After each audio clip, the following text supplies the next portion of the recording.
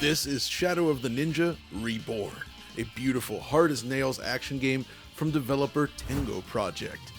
As the fourth entry in Tengo's 16-bit Taste Remake series, it also happens to be the most ambitious.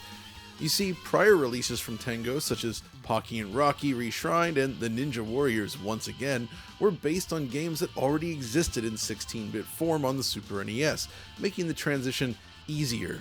But this new game is derived from an 8-bit NES game instead. As a result, everything needed to be completely reimagined from the ground up. From gameplay to visuals, audio, and more, this is a masterpiece of pixel art action that simply must be experienced if you have any love for classic gaming. But first, to refresh your memory, Tengo Project is comprised of a 3-man group of creators that previously worked on classic Natsume games dating back to the 90s. Starting with 2016's Wild Guns Reloaded, the team has continued to craft new takes on games that they had worked on decades ago. The result is some of the finest pixel art ever to grace a screen. Essentially, their games answer the question, what would games look like if designers had continued to focus on 2D pixel art rather than polygons? Now, with previous games from Tengo Project, you could directly follow the visual lineage from those Super NES originals to the new releases on modern platforms, but with Shadow of the Ninja, that's really no longer true. But before we dive into how it compares, I want to start by answering the simple question, what is Shadow of the Ninja and why should you care? Released in 1990, Shadow of the Ninja is an 8-bit NES action game. On the surface, it resembles Tecmo's Ninja Gaiden, and indeed the Game Boy version of Shadow of the Ninja was branded as a Ninja Gaiden game, but the core mechanics and overall design of the NES original differ significantly from Tecmo's series, with a unique weapon swapping system, 2-player co-op, and more ambitious level design. With Reborn, it feels like the Tengo trio has been refining their skills for this very moment, and the result is extremely impressive. Essentially, this is the first time where the team has had to build an original art style from the ground up, rather than simply expanding on the prior work, which is what makes this whole comparison so interesting in the first place. To best understand, let's look again at previous games like Pocky and Rocky. You'll note how the visual style resembles that original 16-bit version. That is, while the art itself is more detailed, you can certainly tell that the new game was derived from the prior. Both look great, but it's clear that the remake is an upgrade across the board. With Shadow of the Ninja Reborn, however, the entire visual design has been altered and is now more in line with other recent Tengo titles. So if we look at the NES original game, you'll note how they leveraged the use of black space to create deep shadow on a system with a very limited color palette. This was a very popular technique deployed by many developers in the late life of the system, creating this extra sensation of depth through the use of shadow and light. The new game instead aims for something that feels less like 16-bit graphics and more like late 90s pixel art, similar to what we saw in classic Capcom and SNK titles. That is, the game breaks completely free from the grid-like structure of the 8-bit original, presenting scenes that almost feel like a singular cohesive art piece. The comparison also reveals how major changes were made to the underlying level layouts. The initial ship area is moderately comparable, but there are new sections the player can run through, such as the interior area of the ship. One could argue that the background is perhaps moodier in the NES original, where it's just a completely black screen filled with rain. But there's this level of detail inherent in the new artwork that just looks phenomenal. It's really incredible what such a small development team was able to achieve here. Now, speaking of the level layouts, let's look at the next section then. Unlike the ship area, this one is extremely different. Now, at its core, it still follows a basic S shape, that is, you run to the right, then climb, then run to the right again. But the placement of the individual challenges, platforms, and foes is completely different. I'd say it's more nuanced and varied, with interesting combinations of enemies requiring the player to use their full arsenal. And that arsenal is something we'll talk about later when we get to the game design section. Now, once we reach the top, we move into another horizontal space, and this one is moderately comparable at first glance. Essentially, they both use this spinning wheel contraption on which the player can hang from platforms while making increasingly tough jumps. The actual layout and placement of enemies once again differs significantly. I love how they transformed these orange soldiers into these hulking metal beasts in the new game.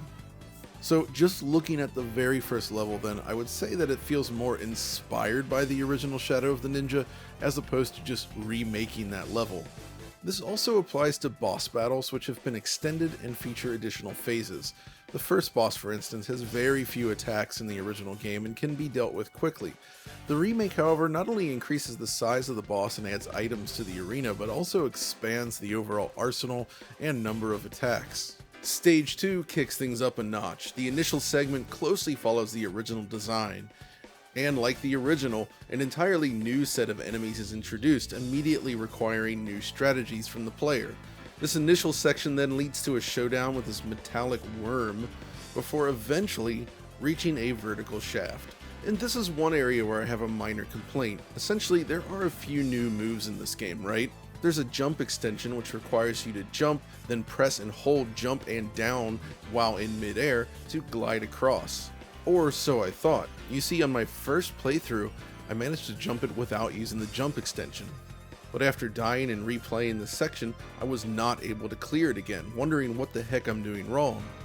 Well, you're supposed to use the jump extension, but the game doesn't exactly communicate that this is even an option. You can find it in the help menu, of course, but this can lead to some mild frustration. There's a section later where you're working your way through these pistons and need to use a wall run to get through. And again, it's not really obvious what to do when you first arrive here, leading to some potential frustration. Thankfully, these moments are fleeting, and once you understand what to do, it's not a problem, but that initial encounter can be frustrating. Following the jump though, you continue to work your way up vertically through these pipes. And I was really impressed with the amount of detail and animation on display here. The water gently dribbling through the pipes as you deal with beautifully animated foes. It just feels awesome in this new version. There's just so many frames of animation used on everything, from characters, hulking bosses to the environments. It really brings everything to life. Eventually you reach the second stage boss, and this is another example of gameplay extension. On the NES, you simply need to destroy this core to finish the battle, but in the remake, it's just one half of the fight. Once you defeat the core, you'll need to climb up further onto this rolling monstrosity and take it down from above. It's awesome. The next stage then is one of my favorites visually, a beautiful realization of the deep orange hue of the cityscape sparkling in the background as you cross the level. I love the use of color here, where it feels as if they've paid tribute to the NES original by leveraging greens, blues, and oranges in just the right amount. There's really just so much to love about the new visual design, but I think by now you get the picture. I personally love what they've done overall, and I feel that it does not erase the original game, rather it complements it. It stands alongside it, offering a fresh vision of what a side-scrolling ninja action game can be. This is some of the finest pixel art you'll ever lay eyes on. But of course the changes go beyond the visuals. The gameplay itself has been altered in many ways, and I think this is where folks might initially struggle, but I suggest sticking with it. You see, there is a learning curve here. Upon first picking up the controller, your initial reaction might be, oh, there's a delay in the jump, and I felt the same, yet in time it becomes clear that this is all part of the design focused on commitment to action. Everything is intentional here. It's about timing your moves and committing to the outcome, learning how to anticipate and going with the flow. What I found was, with each new level, the initial attempt would feel overwhelmingly difficult, yet after multiple tries, you'll suddenly get into the groove and blast all the way through. It's challenging, sure, but it's never unfair, and that's the key here. Level 4 is an especially interesting example of this. This is a brand new stage not in the NES original, and it's really difficult, at least at first. I've seen some negative reactions to this stage too, and I felt the same way initially, but once you come to grips with it, you realize it can be defeated without taking any, or at least much, damage. That feat alone feels amazing and very satisfying. Now for this video, I did replay the original game, and I think in comparison, while the basic jump feels more responsible, the gameplay itself is a lot less polished, especially compared to Natsume's later works such as Shatterhand. The enemies often swarm the player and behave erratically, and your reach is extremely limited. It just feels unfair in many situations. Now, another aspect of Tengo's games is the music. Composer Iwatsuki-san has been making music for games since the 1980s and has rearranged the game's original soundtrack using modern samples. The result is good and rather faithful. Of course, it has a different style compared to the 8-bit original, but I think it works pretty well. Take a listen.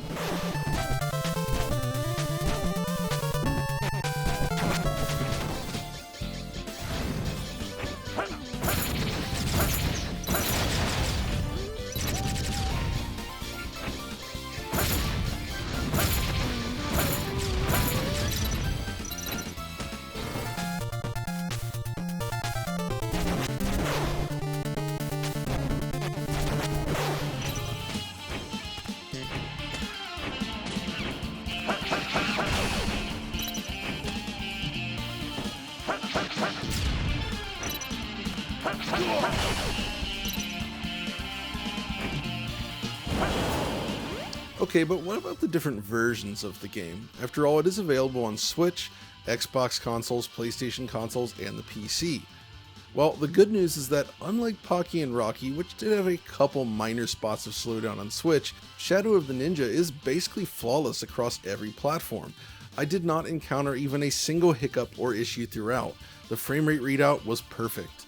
Like Tengo's prior games, this is a showpiece for what's possible in Unity when creating a 2D pixel art game.